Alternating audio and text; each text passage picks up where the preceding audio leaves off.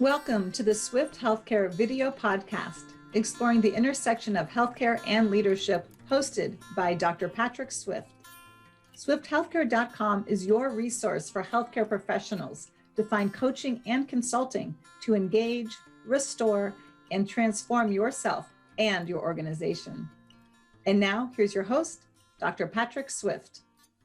Welcome, folks, to another episode of the Swift Healthcare Podcast. I'm Patrick Swift, your host, and I want to thank you for being here. Thank you for listening from South Africa and Latin America and Europe and the United States and all over. I'm grateful for our listeners, and thank you for your support for the podcast as well. So for our show today, I have a wonderful guest, Dr. Madina Estephan. Madina, welcome to the show. Hello, Dr. Swift. Thank you very much for inviting me. I'm so glad to be here today on your show.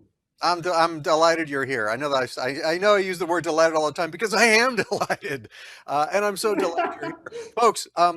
Dr. Estephan, Madina, is in Paris, France, and so I'm just like jump up and down, pinch myself, excited, having been to Paris, having a great love for Paris as an American. How wonderful it is to have a guest on the show that's broadcasting from Paris, so, and a physician from Paris. So here is Dr. Madina Estephan's bio. Coming from a family of 3 generations of healthcare professionals, Dr. Estephan's passion for the medical field was inspired at an early age. Can you imagine growing up in that household?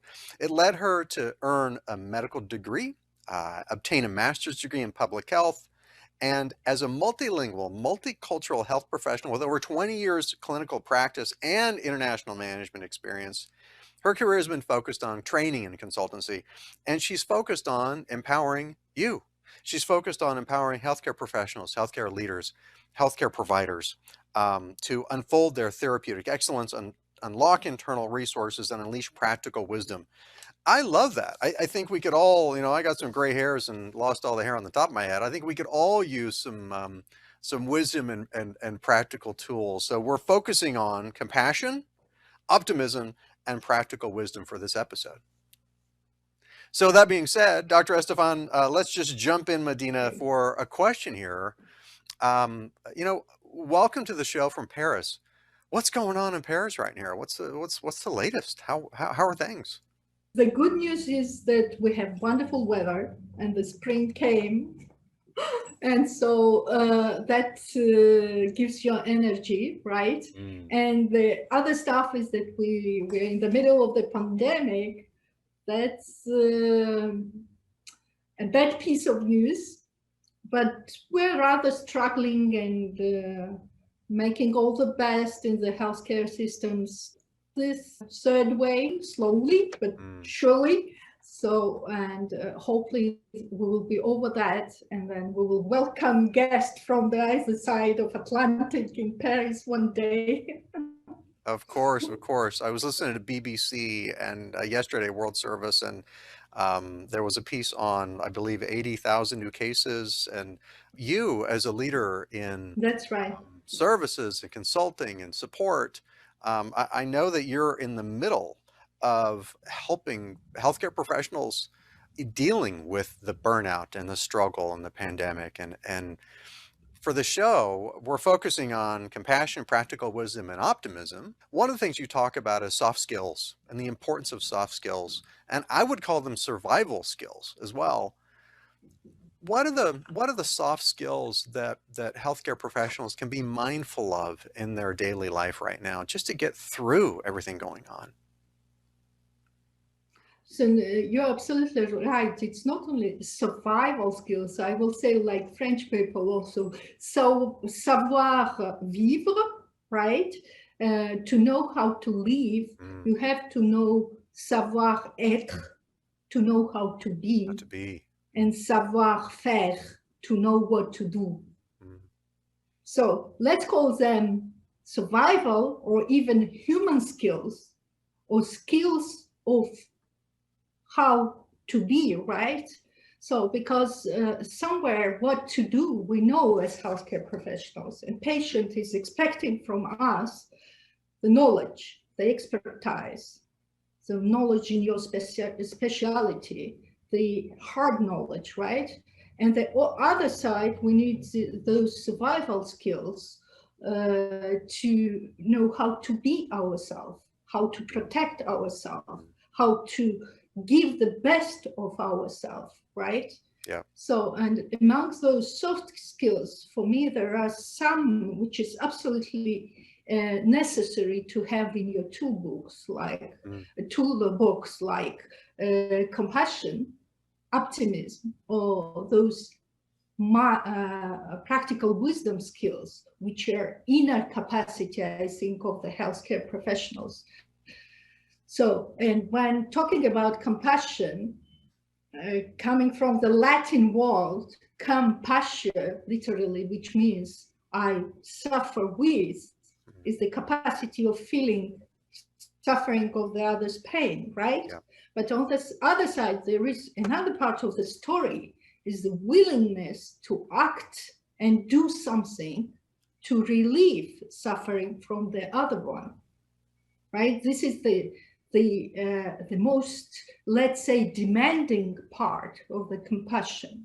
To be compassionate, I like the Kant's position that compassion is in love in action. It means to be able to put some kind of action plan to relieve the suffering from others. But as healthcare professionals, we are deeply suffering ourselves, right? When we're exercising our duty, everyday duty activities, we have plenty of professional risk there, including emotional exhaustion, distress, burnout, etc., and compassion fatigue. So first of all, we have to learn how to be compassionate with ourselves, right? To start and use the skills of compassion toward ourselves as the healthcare professionals. I'm so glad you said that. I'm so glad you said that, because it's about, if we are reminded every day to be compassionate with ourselves, it's still not enough. We in the healthcare profession, you saying the importance of self-compassion.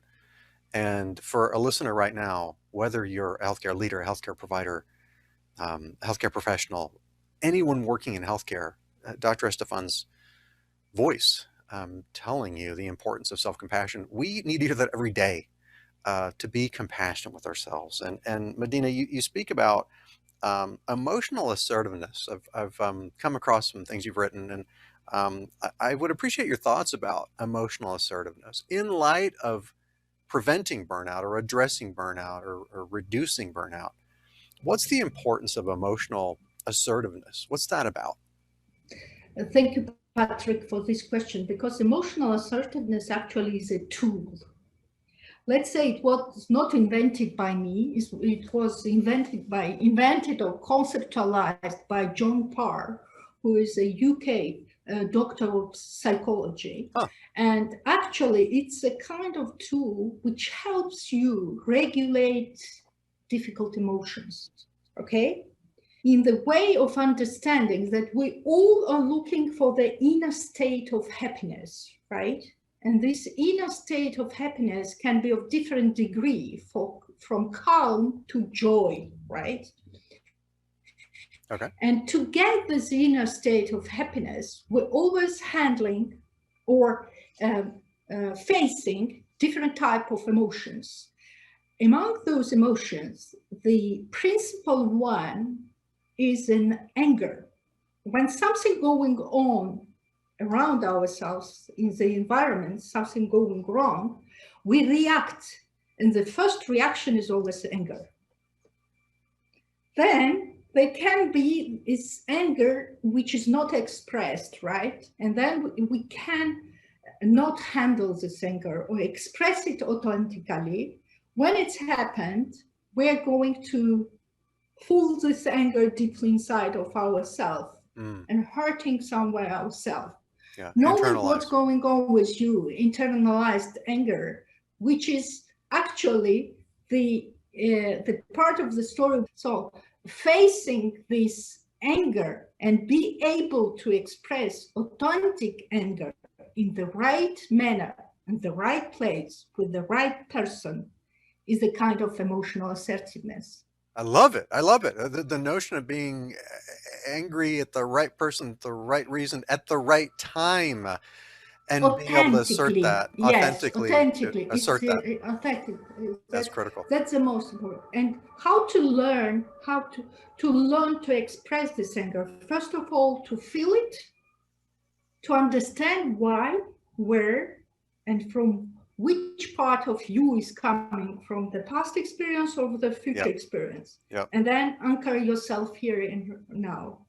So emotional assertiveness is to express your rights and do what is right to do without harming others and taking the right of others. Yeah, beautiful, beautiful. And these are all critical skills, soft skills, emotional assertiveness, the self-reflection, what you're speaking about, that self-awareness and applying it. And I want to move on to the current pandemic and what that's revealed is at the bottom. If there were an iceberg going on right now in healthcare, what has the pandemic revealed is at the bottom of the iceberg of the challenges we're facing in healthcare? What's that iceberg? What's the bottom of the iceberg right now in your perspective? I think the bottom of the iceberg is evident. I mean, we all know that exercising as a healthcare professional, we're facing the professional risks of mental health or physical health risks. And mental health risks, they are known, right? We know that the burnout among the healthcare professionals the risk of burnout is higher than different other professions, right? And risk of mental health problems, especially during the pandemic, was evident. We have more anxiety, depression, suicide among the healthcare professionals. That was the recent reports and surveys are showing from different countries, right? From the UK, from United States, from France. And we faced also the tremendous amount of healthcare professionals quitting their job. I mean, there have been 10,000 nurses since pandemic in France who quitted their jobs, and they just don't in France. Want to continue. It's just in France. 100,000 in the UK. 8,000 midwives. Every second physician in France declared to be burnout. Declared, so it's auto declaration. It means that it's largely underestimated. So, Madina, why do you think, if I may jump in, and it's perfect, there's a siren in the background in Paris right now. There's a siren going around the planet. Have you seen? And it's poetic that that's happening. And so this is an elephant in the room in healthcare. And so why do you think burnout remains an elephant in the room in healthcare? We know this elephant, right, from the long many years. Why it remains? Because from my side, I think system itself, it's a rigid system, right? And to maintain the hierarchical system or rigid system, they do not have interest to give the power or to empower the healthcare professionals completely. That's one. On the other side, this elephant, everyone is looking from the different parts. I mean, like we are completely blinded. The parable like of the blind man. blinded, absolutely.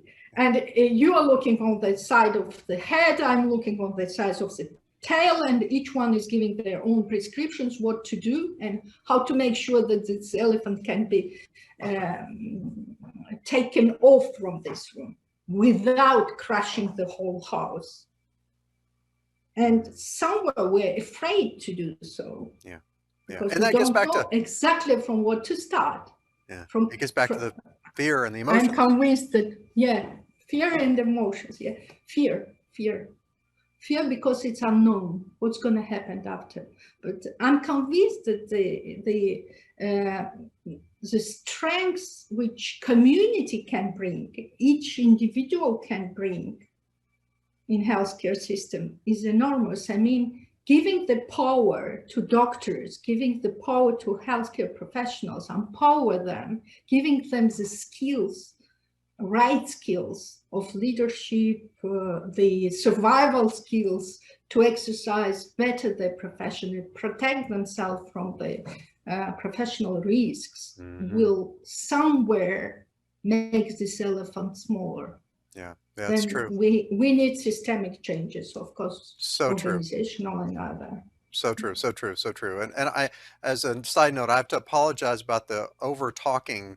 There's a little delay, U.S. to Paris, so my apologies if I've over talked what you've been saying here. But I want to move to practical wisdom as well. We're talking about compassion, optimism, practical wisdom.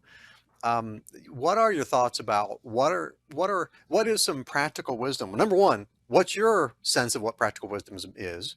Two, what are some perspectives that healthcare professionals can embrace or use to help improve themselves, their lives, address burnout, address their professional development? What's practical wisdom, and then how does it apply to what we're doing as healthcare professionals? It's a great question, Patrick, great question, and Loaded. Vast question, very vast question. In 5 minutes. Go back to, yeah, in 5 minutes. Tons of literature, tons of articles and publication on the subject in 2 words. Okay, so I found the great definition of Leo Tolstoy, but I will give it to you later. I think as a physicians, we're really trained to face the uncertain situations, unpredictable sometimes situations. And we are definitely in that case now. Our Canadian colleagues are using the abbreviation CINE to describe what's going on with pandemic. C as control, no control, right? Or difficult to control. I is unpredictable because we still don't know if there will be another 4th or 5th wave and so on, and how the patients are reacting. We know much better the disease now and situation now, but still there's some unpredictability, right? Cine N is it was new for everyone. We never faced it before, right? And in healthcare, we used sometimes on the new situations, which never faced before. And E is ego, or threat to ego, threat to ego. Currently, we have direct threat to healthcare professionals' health, right? And threat to the health of the patient. So as a healthcare professional, somewhere we're used to these 4 factors, and we, as much as we can, find solutions. And those solutions are, by Aristotle, was named the prudence or practical wisdom or pronesis, right? Is knowing the right thing to do in a particular circumstances through understanding those circumstances rightly, knowing what matters, and effective means and reasoning to bring about what matters. It means, for me, as a healthcare practitioners, we can't know everything.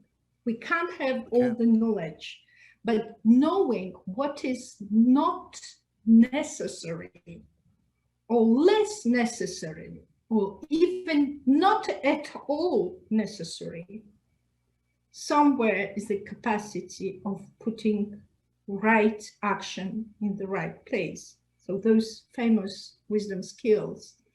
And also we can look at the wisdom skills as the skills of self-regulation, self-reflection, taking decision with others, socially oriented actions, pro-social behaviors, right? So starting from that, we can cultivate it. We can nurture, cultivate, and have a kind of tools and programs to strengthen them or to bring them on the surface, to practice them. Yeah. Dr. Madina Estephan, that is practical wisdom. I appreciate that perspective. Love that. Love it.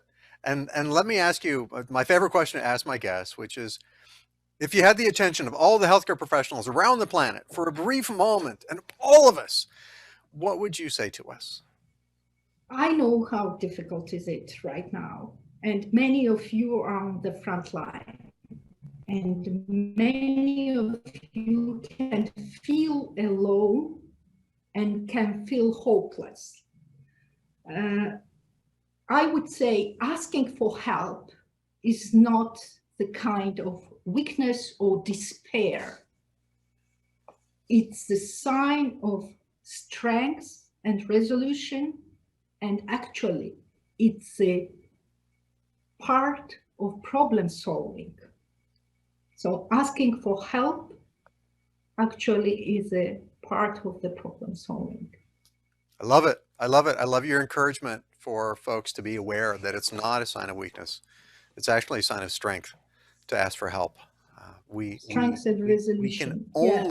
We can only do this together. This is not about just, this is not about the ego. It's about caring. It's about concern. It's about compassion. So beautifully said, Madina. If folks are interested in following up with you, where can they go? They can easily find me on LinkedIn, and I will reply to everyone who is interested. Outstanding. Well, I will be including your LinkedIn link on the show notes for the show.